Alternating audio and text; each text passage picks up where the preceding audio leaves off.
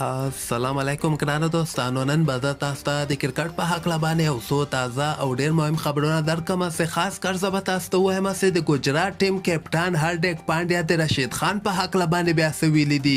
بل به زه تاسو ته ووایم چې د آی پی ایل لوبې تاسو څنګه کولی سئ لایف وګورئ، یعنې کوم چینلو باندې تاسو د آی پی ایل لوبې لایف کتلی سئ.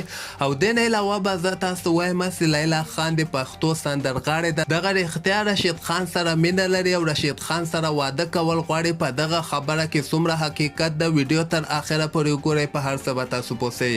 راځم اول زه تاسو ته وایم چې د هندوستان پخوانی مشهوره کپټان مهندر سنګ دوني چې دغه کال ته آی پی ایل کې چنای سوپر کینګ کپټاني نه معذرت غوښتلی ده. مهندر سنګ دوني اول ورته په آی پی ایل کې به د کوم ټیم کپټنسي نه ترسره کوي، بلکې دوني ورته دا خبره کړې چې د ما په ځای باندې رویندر جډیجا ته کپټاني ورکړه.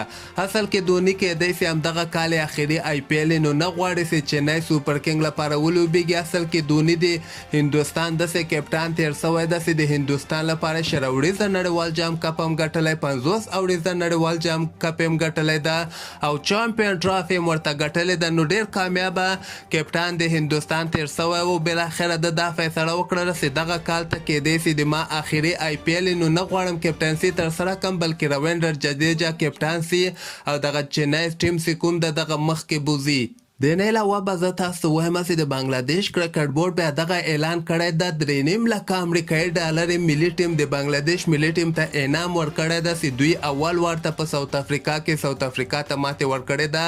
یعنې د 53 اوړیزو لوبو سیریز بنګلادیش ورنه 2 لوبې وګټلې او ساوت افریقا 1 لوبه وګټلې. یعنې 3.5 لکه امریکایي ډالر بنګلادیش کرکټ بورډ د بنګلادیش ټیم ته انعام ورکړی ده. د نه علاوه به زه تاسو ته دغه ګجرات ټیم چې کوم ده چې کوم کې رشید خان هم لوبه ترسره کوي، د دغه کپټان هارډیک پانډیا بیا خپله نوې مرکه کې رشید خان ډېر زیات تعریفونه کړي دي. هارډیک پانډیا دا خبره کړې ده چې زه ډېر خوشحاله یم چې ما سره د رشید خان غوندې لوبغاړی ده او زه پوره ډاډه یم خپل ټیم باندې، خپل لوبغاړو باندې، خاص کر رشید خان باندې چې دی به دغه کال ته هم آی پی ایل کې د موږ ټیم لپاره ښه بولینګ ترسره کړي او زه به پوره کوشش کوم چې د ګجرات ټیم لپاره په بولینګ کې هم ښه وځلېږم او په بیټینګ کې هم ښه وځلېږم. د نه علاوه به زه تاسو ته دغه د پښتو سندرغاړې لیلا خان چې کوم د ډېر زیات دغه خبر نشر کېږي، خاص کر په فیسبوک کې ډېر زیات خبر نشر کېږي چې تاسو به وینئ چې لیلا خان رشید خان سره واده کول غواړي، رشید خان سره خبرې کړې دي. دغه څومره خبرونه چې تاسو سره رسیږي دغه کې هېڅ کوم قسمه حقیقت نشته ده. دغه ټول د فیسبوک دروغ خبرونه دي. یو پیج مخکې کولو لپاره دغسې د دروغو خبرونه دوی نشر کوي چې لیلا خان رشید خان سره واده کوي، لیلا خان رشید خان سره کوزده کوي، لیلا خان رشید خان سره مینه کوي. نو دغه خبرو پسې مه ګرځئ. حالان کې زه دغسې خبرونه هم نه نشر کوم زیاتره وخت کې، خو یو نیم وخت کې دغسې خبر نشر کول ډېر زیات مهمه وي چې په دغه خبرو کې هېڅ کوم قسمه حقیقت نشته ده. یو ټایم کې لیلا خان چې کوم د دغې دا خبر ورکړی و چې رشید خان د ما خوښېږي، د ده بولینګ مې خوښېږي، ډېر ښه لوبغاړی ده، دغومره خبره کړې ده. دغې نه علاوه نور هېڅ خبره نه ده کړې.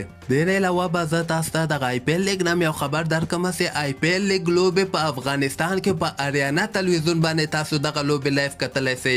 افیشل براډکاسټر چې کوم ده هغه سټار سپورټ چینل چې د هندوستان مشهوره چینل ده، خو په افغانستان کې په اریانا تلویزیون باندې تاسو دغه لوبه لایف کتلی سئ. غرمې ټایم کې چې کومه لوبه شروع کېږي هغه 2:30 بجې غرمې ټایم کې خواوشا د افغانستان په وخت باندې شروع کېږي او ماښام ټایم کې چې کومه لوبه ده هغه بیا 6:30 بجې یا 7 بجې د افغانستان په وخت باندې که خیر شروع کېدونکي دي. د نه علاوه به زه تاسو ته دغه د پاکستان او د اسټرالیا چې کومه درېیمه ټیسټ لوبه روانه ده، سبا ته اخرنۍ ورځ ده او سبا ورځ کې بیا پاکستان ته 278 رنزه پاتې دي چې چېرته پاکستان ته یعنې چانس جوړ سوی ده چې دغه لوبه اسټرالیا نه وګټي. په یو ورځ کې تقریبا 90 اورونه ترسره کېږي. نو د پاکستان سره اورونه هم ډېر زیات دي او رنزونه بیا ډېر کم دي. نو ګورو زیاتره ټیمونه دغسې کې چې سلو لوبه کوي ځکه ویریږي که پاکستان لږ غوندې زړوره لوبه وکړي نو دوی کولی سي اسټرالیا نه دغه درېیمه ټیسټ لوبه وګټي. د اسټرالیا لپاره به مهمه چې د پاکستان 10 واړه لوبغاړي سبا ته آوټ کړي او پاکستان ته پکار ده چې 278 رنزه وکړي او دغه 5مه ټیسټ لوبه له اسټرالیا نه وګټي. همدغسې تازه خبرو لپاره تاسو دغه چینل هم در سره سبسکرایب کولی سئ.